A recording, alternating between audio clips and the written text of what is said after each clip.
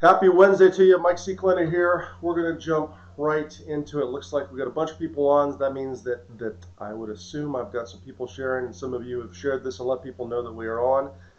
As most of you probably know, since you're watching my live stream, good morning. My name is Mike C. Clinton. We're talking about PCC, pistol caliber carbine today. And this is the basics or the fundamentals. So of course this week we're starting pistol caliber carbine. I've got actually a couple of my PCCs here that I am going to show you here in a second, and they're pretty interesting how they're set up. But I would tell you that there are a lot more details than just setting up your PCC. And by the way, when we get into this, we're going to talk about the competitive application of some of these long gun skills. This is the basics, though, folks. As everybody knows, if you want to get into the full program or know more about some of the advanced stuff or the details, please go to MikeCClinton.com. If you want to know more about me, if you're not sure who I am, if you're new to this live stream, check out my bio on shooting-performance.com. A couple more things, and we're going to get into this. If you podcast, that means listen to podcasts. If you drive to work or go to the gym or whatever else, and you're looking for something to listen to and something to occupy your mind versus the junk, and I say that lightly, I'm not saying it's complete junk, but some of the junk that's on the radio, consider podcasting and consider listening to my podcast that I do with my buddy Rich Brown. We've got all kinds of guests. As a matter of fact, today I'm going to interview Max Leograndis, who just won the PCC Nationals for the third time in a row. So we're going to dive into his PCC expertise. The kid is incredible. He's incredibly fast. His movement, his skills are some of the best I've ever seen.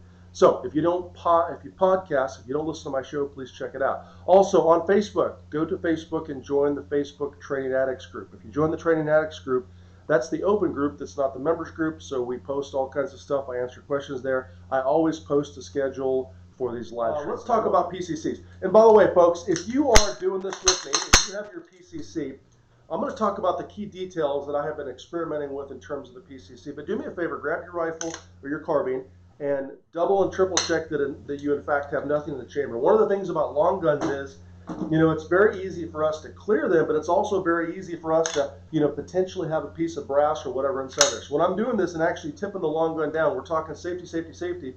I am, making sure that I can actually see the hole in the chamber. I mean, I have specifically grabbed my PCC out of the bag in the past. This has only happened one time to me. But as always, I double check and triple check all firearms, especially for these live streams, and went to double check and triple check and pulled the chamber to the rear and looked down there, and boy, there was actually around the chamber. Now, I had actually let an individual shoot the carbine with me, so whether or not they checked it before they put it in the bag, I don't know. Could have been my fault, could have been their fault, but the bottom line is it's completely your responsibility. So double and triple check your carbine if you are going to do this with me this morning. Make sure you are unloaded and clear. Now, I've got two different PCCs with me this morning. The one on the left is my primary competition gun. The one on the right is sort of my backup gun, and I'll tell you what the differences are right now. I have actually experimented a bunch with these suckers. And by the way, when we get into this, the rule of competition, or the name of the game, is experimenting, right? You always want to continually test things. Because every little teeny tiny piece of performance we can get out of that experimentation is going to be an advantage on the range itself, okay? So a couple things about this sucker is, number one, of course, full disclosure, for those of you watching this on YouTube, by the way, shout out to you YouTubers if you're watching this later on YouTube, I am sponsored by Wilson Combat. Yes, I'm wearing their shirt. I shoot their gear. So, if you say, hey, Mike, well, would you buy a Wilson Combat or a JP or a blah, blah, blah PCC or whatever else? Certainly, I own and have shot Wilson Combats and JPs. They make up the large majority of my long guns in my safe. I'm sponsored by Wilson Combat. I can tell you it's some of the best gear out there by far. I love my Wilson Combat PCCs and my Wilson Combat AR rifle systems, which we talked about that last week. But like I said, I also own some JPs. JP used to be one of my sponsors, and they're absolutely fantastic. But full disclosure, I'm sponsored by Wilson Combat, so I don't want to not say that. Now, this one, a couple things that I've done on this, and this is a new part that I just got. This is actually an Ambi charging handle. I showed this off on my rifle. on my rifle, I actually have a smaller version of this. I'm not sure if you can see this or not, but in terms of this charging handle, first of all, it's a true ambidextrous charging handle, which means I can run the carbine on both shoulders and I can use either hand to charge it. I'm a big fan of an ambi charging handle. But if you look at the difference in the length between this one, this is what's called the long, right? This is the medium, and if you look at the charging handle, there are basically 3 holes in the charging handle. On this one, there are 4 holes on this one. This is the long one, this is the medium, and they actually have a short one. And what you can do is you can take the charging handle and you can detach these 2 different sides, and you could put a medium or a short. You could go with a long on one side, a medium on the other side, or whatever else. So, number one, I want to have a charging handle on my PCCs that is very aggressive, okay, that is ambidextrous, that I can use with both fingers, but it's not so aggressive that I can't quickly charge it and it doesn't hurt my hand. So I can literally, the way they designed this one, this is actually probably my favorite one that I've ever seen. The way they designed this one is it's very aggressive feeling, and it's truly ambi and how it unlocks the charging handle itself, but I can aggressively hit it with my finger and not chop my finger up, okay? So that's a big thing in competition. We pick up and load the PCCs, we pick up and load the handguns all the time. If the thing's cutting you up, that's an issue, right? So I don't like something that's going to cut me up. So number one, put a good charging handle on your PCC. Of course, these are Wilson Combat's new parts, so if you want to check them out, they're very, very well designed. I've actually broken several charging handles in rifles and carbines in the past. I'm not sure if you can see this on the video or not, but it's got a very square and very robust build. So it's heavy duty. This sucker is designed to be beat up, and it's designed to work on a regular basis. Okay. Now let's talk about optic. Now, in most of my rifles, I have predominantly aim point optics on my rifles. I do have a couple of variants, a lot of aim point patrol rifle optics. I have some aim point micros, but aim points have done really well. One of the problems, though, with the aim point, the current aim point, is that a lot of times the window is smaller, and I like a bigger window on my PCC. Now, this is one of the optics made by Holosun, which is a reduced cost. I don't want to say cheap, because these suckers are very robust. I have one on either of these guns. I'll show you the difference here in a second. But they're a reduced cost optic that allows me the ability to both run the sight or the optic and charge the battery to an extent with solar. Now this one is the primary one I'm using right now. I'm not sure if you can see it or not. I probably can get, there's the optic. It's hard to do this with the camera. Anyways, this has a red dot, and the other optic has a green dot. So I'm playing with the green dot a little bit, okay? The only difference is obviously is the optic color itself. So this has the green, this has the red. A lot of people are asking me, hey Mike, which one do you favor? Which one do you see the best? I tend to favor, I think, the red just a little bit more, okay? Now, in terms of optic, I've also ran the Seymour for a while. Great optic as well, but this sucker is very robust. Uniquely enough, and I don't recommend this, but I can take the Holosun off the gun, clean the gun, put it back on, and my zero is exactly the same. Now, I don't know if that's something in terms of specs that they specifically, promote, but I can tell you that's pretty neat. Now, like I said, I don't recommend taking your optic off and not checking your zero, but just an option. Okay, so optics. So whatever optic you select, you're going to want to have an optic that has a pretty big window, or the biggest window possible. Now, this has an anti-reflective coating on the front on the scope. It has a very bright dot. I have the ability to shift between a point dot, or a circle and the point, or just the circle. Now, more often than not, or actually all of the time, I just run the point. But it's cool because if you see the circle and the point better than just the point, you can, with the click of a button, literally hold the button down, you can switch those optics out, okay? So optics first. A couple of things on my PCC is, of course, I have a Magwell. This is actually made by Techwell. You can see their sticker on the other one, okay? So I'm not sure you can see that in the light. So Techwell actually makes a pretty darn good series of Magwells for both handguns and PCCs or whatever else. You're going to want a Magwell on your PCC, because we end up in a situation where we have to load, from the belt and do reloads and, stages. We don't load oftentimes because on the stage themselves, we have 40 rounds or 45 rounds in the gun. But if there's a stage that requires a reload, then a magwell is going to be key. Now, in terms of my magwell, a couple things that I'm not sure if you can see inside the magwell itself. You know, I have removed any additional material inside the magwell. Like there's no, you know, there's no spot inside the magwell. Even when it gets to the point where, or the actual, you know, frame or lower receiver itself, I've removed material because I want that magazine to go inside the magwell as easy as possible. So consider a magwell. This is one, like I said, this is made of a really hard plastic. I think it's called Delrin. So check out the Techwell magwell. It's really good. Basically, it attaches with these two screws. There's a small bar that goes inside my lower receiver, and then those screws screw into it. So they make this for the Wilson Combat. They make it for pretty much any lower receiver out there in terms of the PCC. So check that out, okay?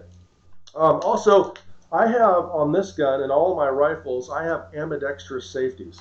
So I have safeties on both sides, so I can run the carbine or the rifle with both hands by flipping up or down with my thumbs. I'm a big fan of ambi safeties, so I can shoot with both hands, and I can run the safety down and ride the safety with my thumb the exact same way with both sides, okay?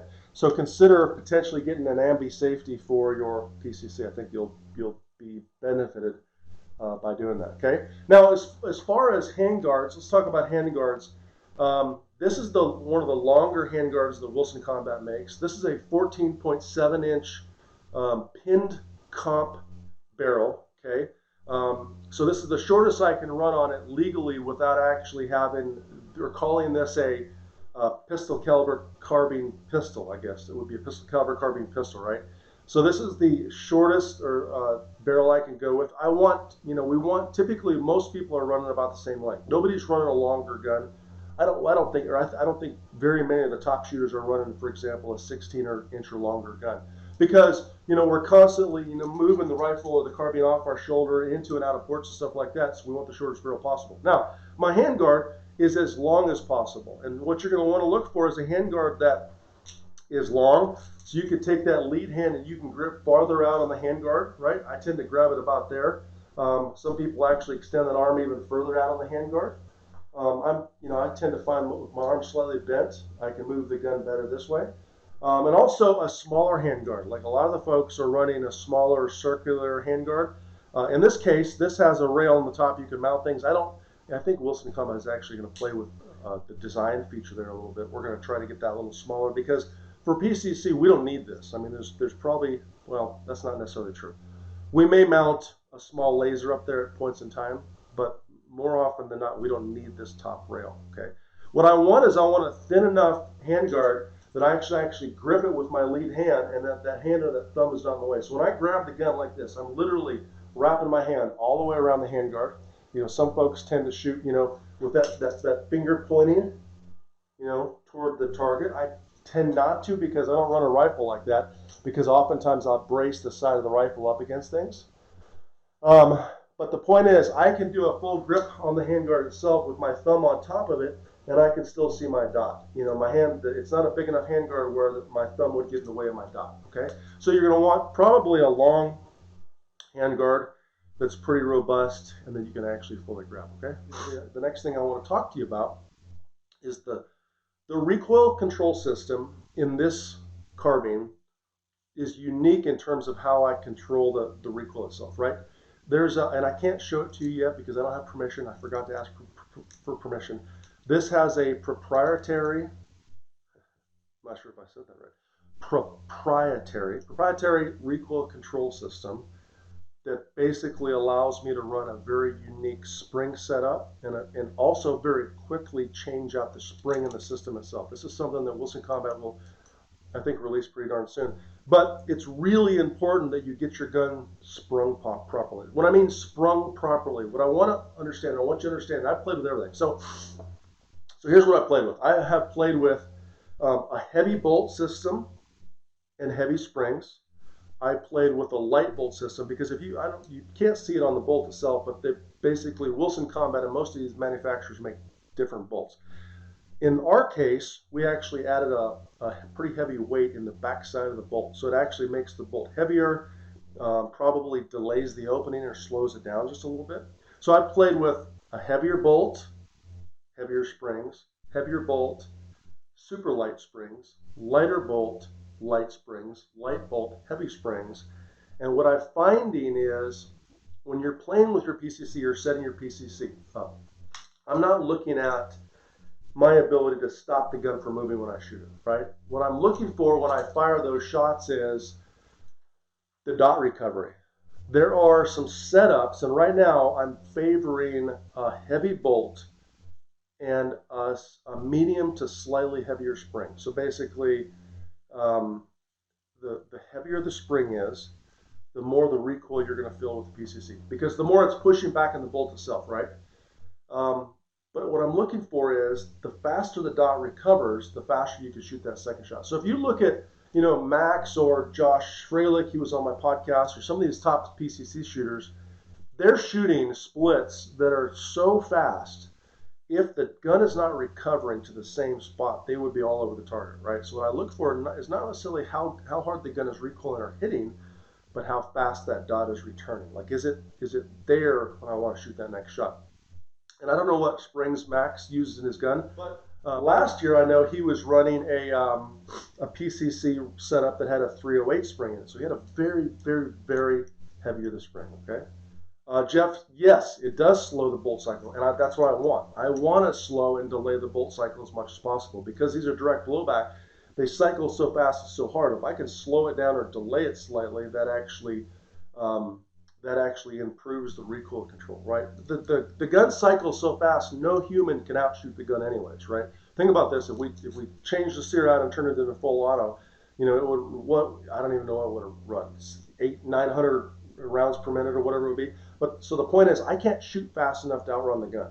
So if I can slow or delay the bolt just a little bit, two things it does: it tends not to beat the gun up as much, but it also changes the recoil impulse. Okay, so right now, this is the system inside the gun allows me to run. I'll let this one out of the bag. I think I can tell you this. I can run handgun 1911 recoil springs, and a Rainier. This is a Wilson Combat. Okay. By the way, I don't know if you can see the finish on this or not. Can everybody see the finish on this sucker? Isn't that beautiful? So I can run handgun 1911 recoil springs, which is cool because that's what I have for all my handguns.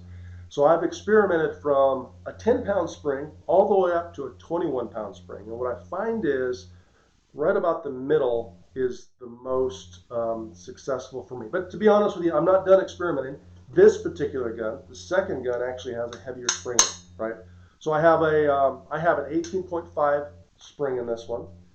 I'm also playing with variables. My shooting buddy, one of my sponsor shooters, is actually still running, I believe, an 11-pound variable spring as well. I guess my point there is I'm still continuing to play, but what I found is, a 15 or 16-pound spring with this particular recoil system, which I'll show you in the next one of the next videos, has been the most successful. So I would recommend a heavier spring, medium to heavier spring, and probably a heavier bolt if you're playing with your PCC. Now, we just made, and it's not released, but we just made some new, what I would call bulletproof firing pins. So they're designed not to break. Any of you that shoot PCC know that one of the biggest problems is, firing pins breaking all the time. Well, there are a lot of different reasons that happens, but we put some new stuff in the gun and hopefully fixes most of that problem. So, anywho, what else? Grip is the same, stock is the same. I tend to run my stock, all the way out. There are a lot of different versions of stocks out there. This is my favorite. I do tend to kind of wish that we made a stock, or maybe there was a design that has a little bit more of a rounded butt. There's some things I want to play with the stock. I'm just thinking out loud there. But right now, this is the Roger stock. I need to tighten this sucker up, actually. This is the Roger Super Stock. Great stock. I have this stock. This is the one that Wilson puts on most of their systems. They have options, of course, if you order a PCC, but this is a great stock as well. So very, very good stock, different sling attachment points, stuff like that. Great question. In terms of the Optic, right? So here's the deal. Most people, I think, are probably running their Optic a little farther forward than farther to the rear, right? The farther the Optic is to the rear, the bigger it is in terms of occluding my vision, but the more I can see through the window. So I tend to like to have the optic a little farther out. I can see more targets outside of the scope, so I can very quickly acquire the next target. So I like to tend to set up the optic a little farther out, right there. In terms of ballistics, for that previous question, obviously a rifle caliber, 223 or whatever else, is going to have better ballistics than the 9mm, but this is pistol caliber carbine, a division in USPSA and IDPA, which is what I'm talking about. So it's a specific division. So it has nothing to do with ballistics. It's just the caliber that is allowed in the division. So of course we can shoot steel. That's the advantage of a gun like this, is if you want to learn how to, really move your rifle and just learn how to operate it and do things quickly in and out of walls and ports and whatever else, of course we can shoot steel with this sucker. Okay. In terms of suppressors, if you didn't watch the defensive rifle setup video, go back to that if you would, because I talk about suppressors. And absolutely, if I were running these, in a home defense system or whatever else, I would absolutely run. You could run a PCC with a suppressor. That'd be absolutely fantastic. These guns actually, believe it or not, in terms of the fact that they're 9mm, I mean, you can almost, in a structure, you could shoot them and not have a lot of hearing related issues. But if you're running a rifle or a PCC for home defense type purposes, probably, yeah, suppressor. So Dale, dot size. So these dots, this is the hollow sun. I'm not sure, you probably can't see this dot itself. I think this sucker is probably maybe a 2-minute. It might be a 3-minute, but I think it's a 2-minute. It's a smaller dot. I tend to like a smaller dot turned almost all the way up, but not quite to the point where it stars out, starts to have that little star pattern. But the smaller dot will allow you to be very precise on steel targets, like harder shots, really long shots, hardcover, stuff like that, okay? Zero distance. Someone just asked about zero distance. Probably with a 9mm pistol caliber carbine, 30 yards is probably a good zero distance that gets you across the board. But you need to know your zero at 50 and whatever else, but I zero it at 30 yards, okay?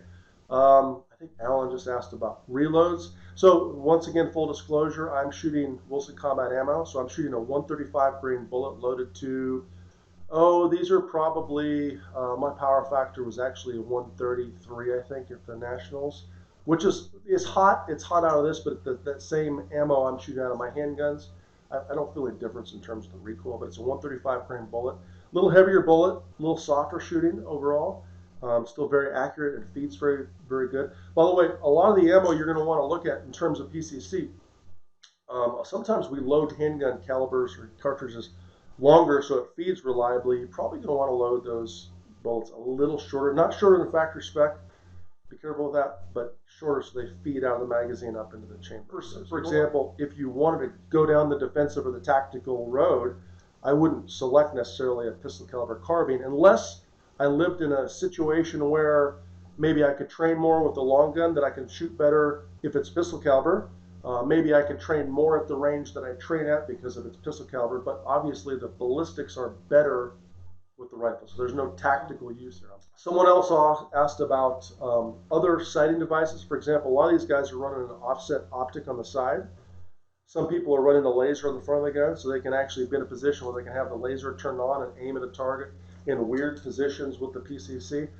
I am not necessarily, I haven't found a requirement to have a secondary sight, if that makes any sense.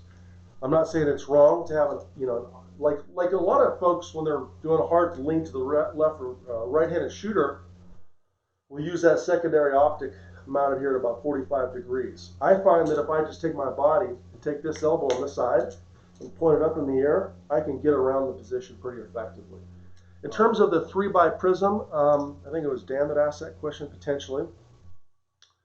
I don't know if there would be a lot of if there would be a good use for maybe a variable type optic in PCC. Remember, today's discussion once again is pistol caliber carbine for competition, right?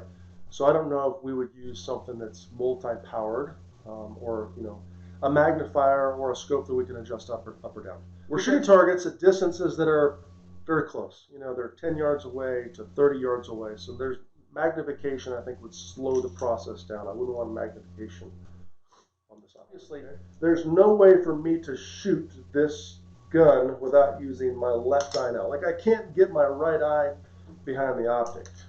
You know, just like when I'm going to the right shoulder, I'm using my right eye. When I go to the left shoulder, I'm using my left eye. So you're going to use both eyes, if that makes any sense. If you enjoy it, share it. Remember, these are the basics. My goal is to change the shooting world to an extent by informative, real, live basics. And David, thank you for watching. So do me a favor and tell some people about it. Obviously, if you want full programs or you want to know more about me or some of my sponsors, some of my guns, check out MikeCClinton.com. There's all kinds of good stuff on that page to include a bunch of free stuff. Last but not least, don't forget, if you podcast or listen to podcasts, or maybe you need something to do while you're driving, check out our podcast, The American Warrior Show. Also, folks, in closing, don't forget, if you're looking for maybe this closing season or the upcoming season for something new, probably some of the better designed competition mag pouches and holsters I've seen in a long, long time, made by Precision Holsters. This is my new IDPA rig. I'll bring one of these on for the next live stream and show you more about them. Go to precisionholsters.com and check those out. So they're just releasing more and more of those by the week. So, folks, thank you very much. Have a great day. I'm off to the range to do some testing with my PCC. Remember, if you're going to shoot the divisions, don't ever settle. That's my closing remark for you. Don't settle. Test, train, test, train, test, train, test, train. Don't ever settle. You know, find out how you can set your gear up to be as good, you know, as you can possibly make it, and then spend time doing training drills and practicing so you can be as good as you can possibly be. I'll leave you with that. Folks, stay safe. Have a great day.